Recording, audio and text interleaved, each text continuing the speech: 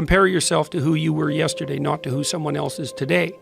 Because you need to have a hierarchy of improvement. You need to be aiming for something, and that means you're going to be lesser than people who've already attained along that dimension. So the question is, who should you defeat in the final analysis? And the answer is, you should defeat your former self. You should be constantly trying to do that. And you're the right control for yourself too, because you're the one who's had all your advantages and disadvantages. And so if you want to compete fairly with someone, then you should be competing with you. If you're improving yourself, then what you are doing is competing with your lesser self. And then you might also ask, well, what is that lesser self? And that lesser self would be resentful and bitter and aggressive and vengeance-seeking and all of those things that go along with having a negative moral character. And those are things that interfere with your ability to progress as you move forward through life. So it's very necessary to understand that this is why, I've been stressing this idea of personal responsibility. It's like, well, personal responsibility is to compete with yourself, is to be slightly better than yourself the next day. And it better in some way that you can actually manage, and that's humility. Like, well, I'm a flawed person, I've got all my problems. Could I be as good as person X? It's like not the right question. The right question is, could you be slightly better tomorrow than your currently flawed self? And the answer to that is, if you have enough humility to set the bar properly low, then you could be better tomorrow than you are today.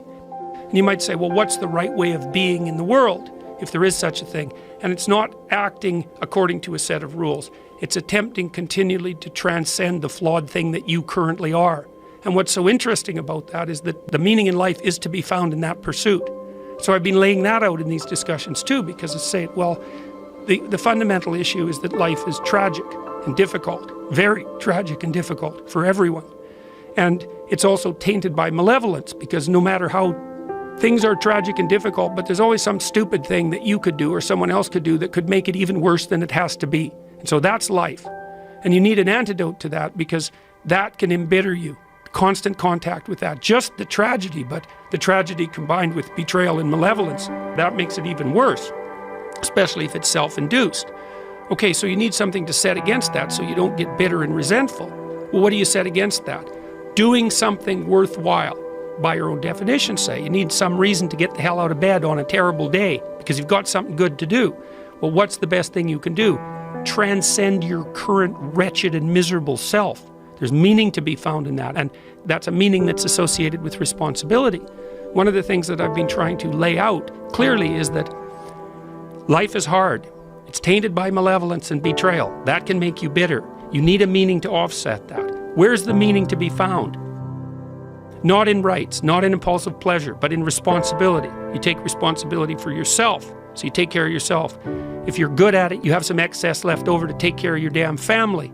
If you're good at both of those, then you have some excess left over to take care of your community. Those are heavy burdens. You pick up the burdens, you find that's meaningful. The best way to pick up the burden is to continually improve yourself, and that's where the meaning is to be found.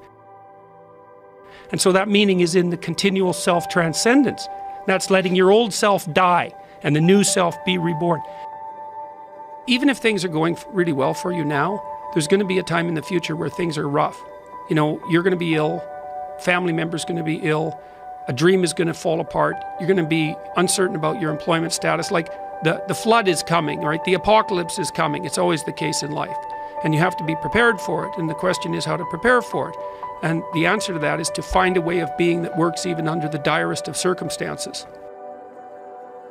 You've got the possibility to slowly raise yourself out of the mire. You've got the possibility to do just what the fighter does when he's defeated, which is to say, well, regardless of the circumstances that might have led to my defeat, like even if there were errors on the part of the referee, this is no time to whine about it. This is a time to take stock of what I did wrong so that I could improve it into the future.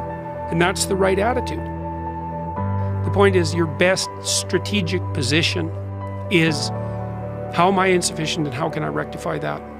That's what you've got. And the thing is, you are insufficient and you could rectify it. Both of those are within your grasp if you aim low enough.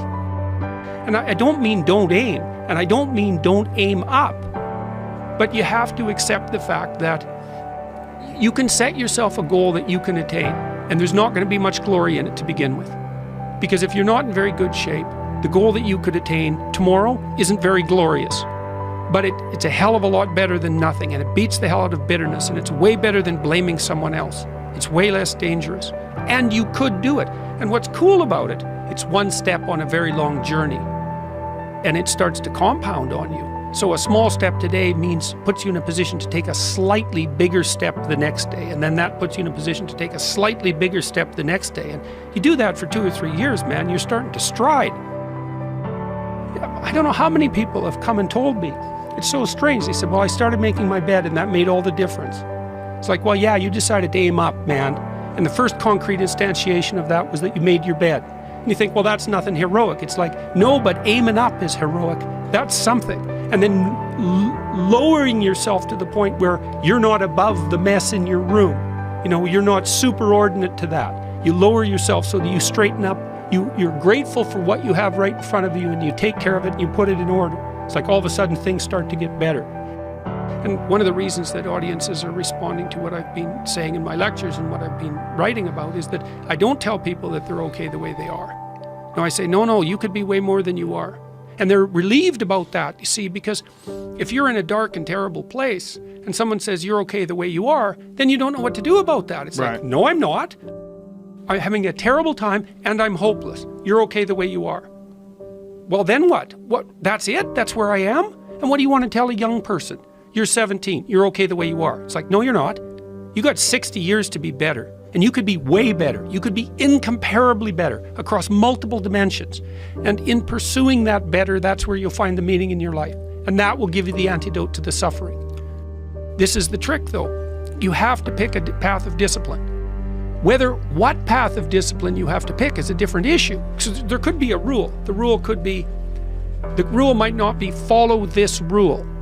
The rule might be you have to follow some rules. So it's a meta rule. And the meta rule is you have to discipline yourself. And the issue is, well, how? That's not really the relevant question. You can pick a disciplinary path. That's why I often tell my clients, especially young people, they say, well, I don't know what to do. It's like, that's okay. Nobody does. Go do something.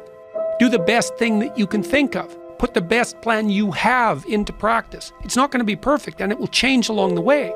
But it will change partly because you become disciplined pursuing the path. And as you become disciplined, you become wiser. And as you become wiser, you become able to formulate better and better plans. So you can start vaguely and confused and develop a plan that's not so great, and you start to implement it. And then you accrue incremental wisdom as you implement your flawed plan. And that enables you to fix the plan. And so that's part of that process of incremental self-improvement as well. Imagine you only have $100,000 to go buy a house. And so you go look at this house and it's like, Jesus, this house, man, it's like it needs a lot of work. It's like, well, that's all you've got. Well, are you going to pretend that the house is okay the way it is? Or are you going to look for where it's rotten and where the plumbing doesn't work and where the stove doesn't work? You have to go and look and see where everything needs to be fixed. And that is harsh, man. And then in order to do that properly, someone has to have taught you, look, you aren't your problems. You're most fundamentally that which, if it confronts its problems, can solve them. And that's the hero myth in a nutshell, by the way. The hero is the person who confronts horrible, chaotic potential and tames it and makes something of it, right? That's the fundamental human story. But the problem is that you have to face what you don't want to face in order to fix it. So you look at all the things about yourself that need to be burned off, that need to be dispensed with. And that, man, especially at the beginning, especially if you're screwed up, that may be like 95% of you. It's not pleasant.